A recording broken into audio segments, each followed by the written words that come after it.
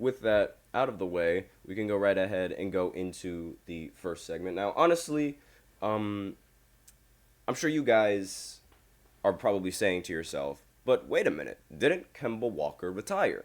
Yes, he did. Now, I'm not going to really talk about that because there are some, other news and other things that I want to get through first.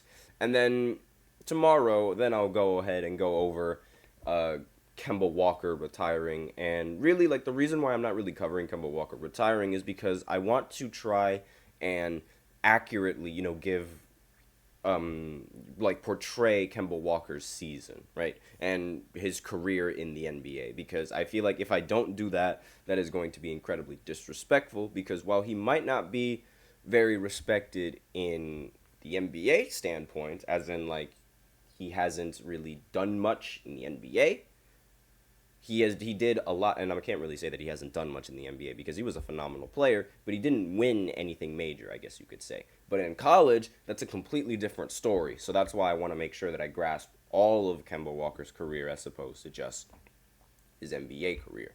But yes, he did retire from basketball, and that's the reason why I'm not going to be covering it today. But now I'm going to be going into the WNBA All-Star roster. So first and foremost, Caitlin Clark is on the roster. Thank the Lord. And on top of that, Angel Reese is also on the roster. Again, thank the Lord. Because if one of them was on the roster and not the other, there was going to be so many major problems in the WNBA media. There were going to be so many arguments. There was going to be all this. There was going to be all that. People were going to bring up this. People were going to bring up that. It was going to be a war. And it's honestly, I'm thankful and grateful that they both got selected to be on the All-Star team for the WNBA. So, but this roster isn't just composed of just Caitlin and Angel, obviously. So I'm going to list all of the players that were selected. So we have Dewana Bonner. I'm assuming that's how you... Again, forgive me if I completely botch all of these names. And, I mean, I'm incredibly sorry if I do. Aaliyah Boston. That's the center for the Indiana Fever. And I'm a really big fan of her. She's awesome. Alicia Gray. I do know her. She is awesome. Dearica Hamby. Again, forgive me if I mess up these names. Brianna Jones. Samuel Jones. No, Januel Jones, I think. How do you pronounce that? Kayla McBride. Kelsey Mitchell. Arike Ogunbowale. Again, forgive me if I mess up all of these last names. Goodness me. Neka Ogumike. And obviously, Angel Reese. So, really, the big problem, or like the big debate over this WNBA All-Star team is that there aren't really many players on like that are from Team USA that made the All-Star. For some baffling reason, it's mainly prioritized a lot of the newcomers in the WNBA and a lot of these players that don't necessarily have, how should I say, as much to their resume as most of the players on Team USA. Now, I believe the reason for this being is because nobody on Team USA, like the women's team right now, none of them want to risk injuring themselves, I don't think. Because, let's face it. Oh, and by the way, the center for the, that I just completely messed up, Jonquel Jones for the Liberty. I completely messed up that name. They chose a horrible picture for her, by the way. A horrible picture for her.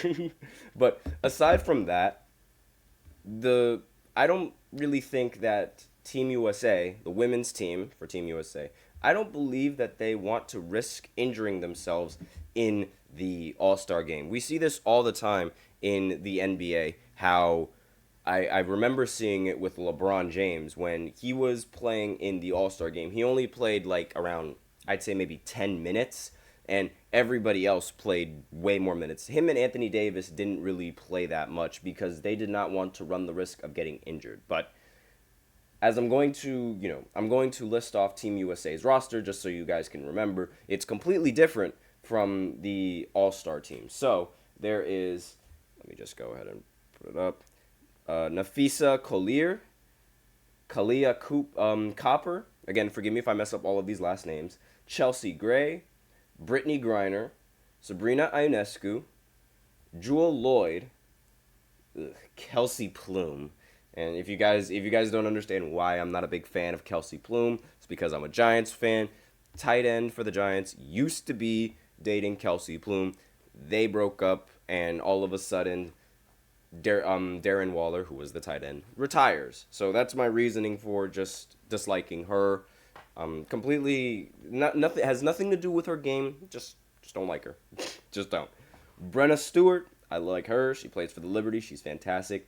Diana Taurasi, Caitlin Clark's biggest hater, but still phenomenal athlete regardless. Alyssa Thomas, Aja Wilson, and Jackie Young.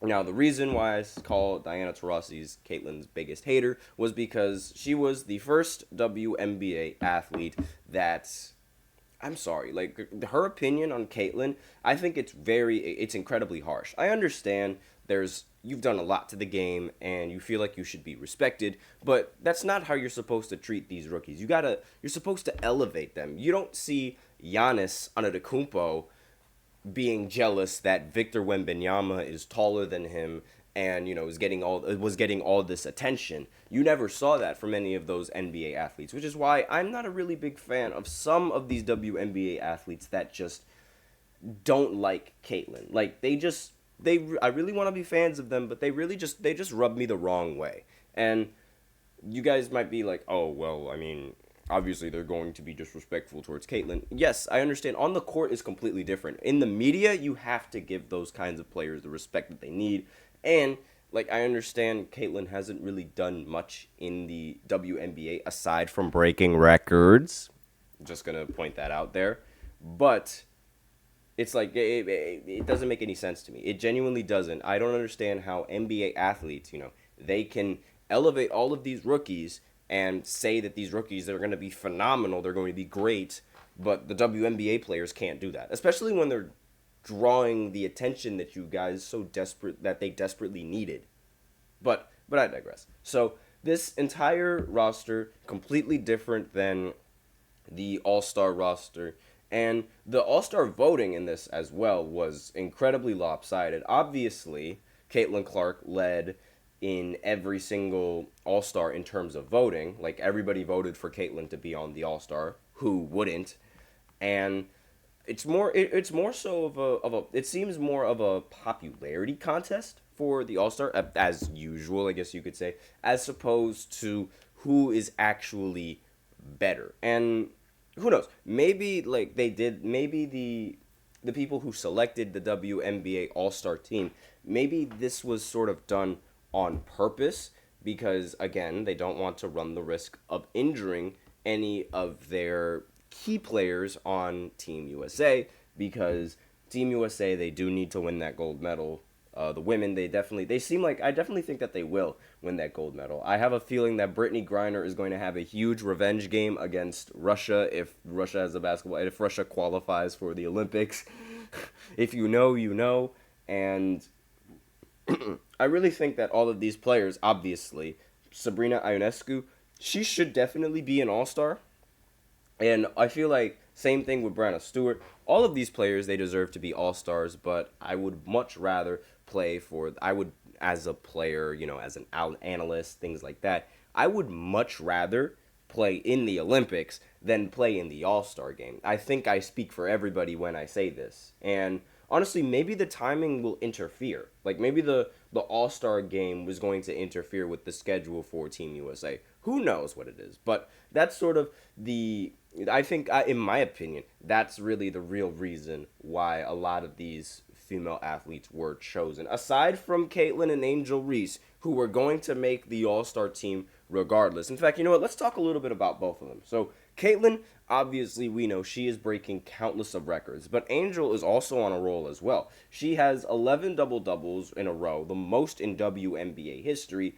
She's balling. She's, without a doubt. But really, and I was a fan of Angel before, but not ever since she got into the WNBA, and ever since she's been talking all that talk with towards Caitlyn, like just yapping about how much she just doesn't like her and how much she feels like her game needs to be respected, I just ultimately lost my taste for her. Like, I'm sorry. I'm a fan of her game. I really want to be a fan of her, but her attitude doesn't really do much to push me to wanting to root for her. I'm sorry, but it's like, that's my opinion, and that's sort of how I feel. But I'm not going to sit here and say that she is not a good basketball player, because that's not what I'm saying at all. I'm not a big fan of her attitude towards Caitlyn. I feel like they should show, it obviously should be a rivalry. Yes, it should be a rivalry, but there also should be a little bit, like, a level of respect that you show these your fellow peers and your athletes, like how LeBron and Steph Curry show their respect. We know that LeBron and Steph Curry are rivals. We know they've seen each other in the finals 4 straight years. But on the media, they constantly respect each other. You don't hear Steph Curry over on the media saying, yeah, LeBron is great, but I'm great too. You don't hear them say that. Same thing with like Kevin Durant and LeBron, because they are rivals as well.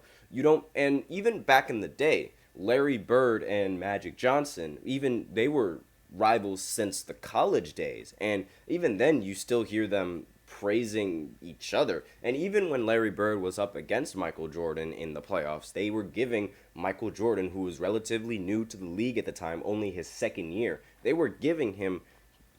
Larry was giving him praise.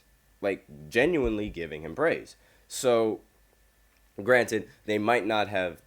It makes total sense that other players, because there were other players that were talking down on Michael Jordan on draft day and things like that, believing that not one singular guard was going to make a difference in the NBA. However, the NBA was relatively new, and there was never a guard that used to do that before. So it was literally never, ever done before. No one has ever seen it, so they had a right to believe that this wouldn't work or that wouldn't work.